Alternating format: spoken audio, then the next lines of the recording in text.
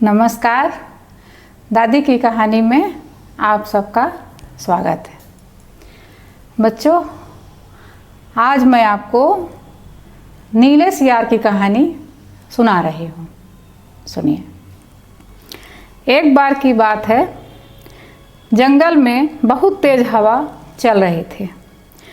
तेज हवा से बचने के लिए एक सियार पेड़ के नीचे खड़ा था और तभी उस पर पेड़ की एक भारी शाखा आकर उसके ऊपर गिर गई। सियार के सिर में गहरी चोट लगी और वो डरकर अपनी मांद की ओर भागा। उस चोट का असर कई दिनों तक रहा और सियार जो था शिकार पर नहीं जा सका। खाना न मिलने से सियार दिन प्रतिदिन कमज़ोर होता जा रहा था। एक दिन उसे बहुत ज़ोरों की भूख लगी थी और उसे अचानक एक हिरण दिखाई दिया।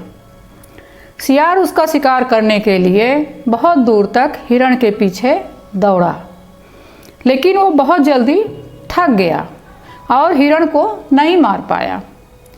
सियार पूरा दिन भूखा प्यासा जंगल में भटकता रहा, लेकिन उसे कोई मरा जानवर भी नहीं मिला जिससे वह अपना पेट भर सके। जंगल से निराश होकर सियार ने गांव की ओर जाने की ठानी। सियार को उम्मीद थी कि गांव में उसे कोई बकरी या मुर्गी का बच्चा मिल जाएगा जिसे खाकर वह अपनी भूख की तृप्ति कर लेगा और उसकी रात कट जाएगी। गांव में सियार अपना शिकार ढूंढ रहा था, लेकिन तभी उसकी नज़र कुत्तों के झुंड पर पड़ी जो उसकी ओर ही आ रहे थे।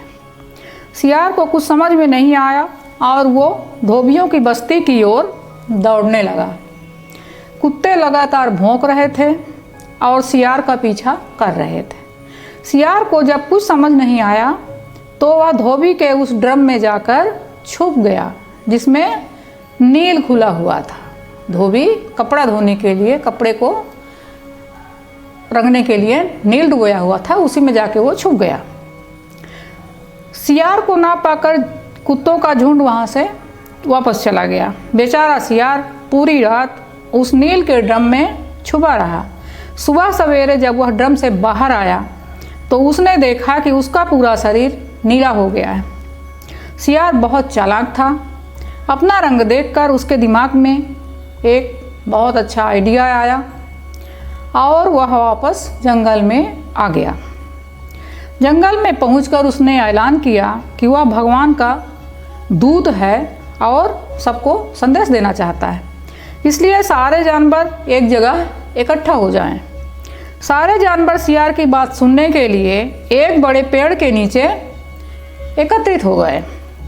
सियार ने जानवरों की सभा में कहा, क्या किसी ने कभी नीले रंग का कोई जानवर देखा है?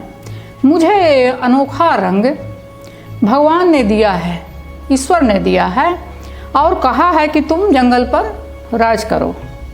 भगवान ने मुझसे कहा है कि जंगल के जानवरों का मार्गदर्शन करने की जिम्मेदारी तुम्हारी है। सभी जानवर सियार की बात मान गए। सब एक स्वर में बोले, कहिए महाराज, क्या आदेश है? सियार ने कहा, सारे सियार जंगल से चले जाएं, भाग जाएं, क्योंकि भगवान ने कहा है कि सियारों की वजह से इस जंगल पर बहुत बड़ी आपदा आने वाली है, यानी विपत्ति आने वाली है।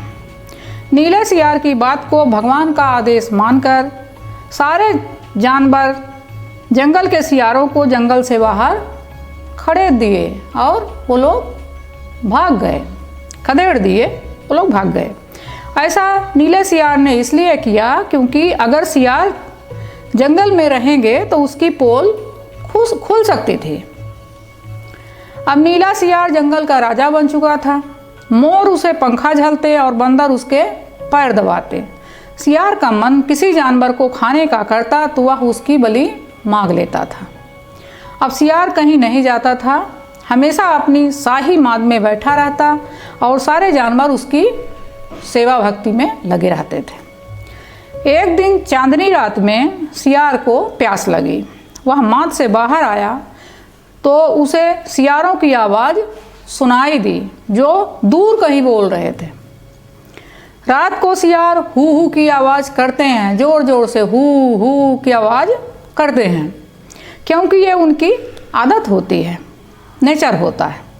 नीला सियार भी अपने आप को रोक न सका, उसने भी ज़ोर ज़ोर से बोलना शुरू कर दिया। शोर सुनकर आसपास के सभी जानवर जाग गए। जो सो रहे थे वो भी जाग गए, जो जाग रहे थे वो तो उसके आसपास इकट्ठा हो ही गए। उन्होंने नीले सियार को हू की आवाज़ निकालते हुए देखा। तब उन्हें पता चला कि ये एक सियार है और इसने हमें बेवकूफ़ बनाया है। अब नीले सियार की पोल खुल चुकी थी। यह पता चलते ही सभी सियारों ने जाके शेर को बता दिया और शेर आके उसके ऊपर टूट पड़ा और सियार को मार डाला। बच्चों, इस कहानी से हमको यह शिक्षा मिलती है, यह सीख मिलती है कि हमें कभी झूठ नहीं बोलना चाहिए। एक न एक दिन झूठ की पोल खुल जाती है। किसी को भी ज़्यादा दिनों तक बेवकूफ़ नहीं बनाया जा सकता है। धन्यवाद।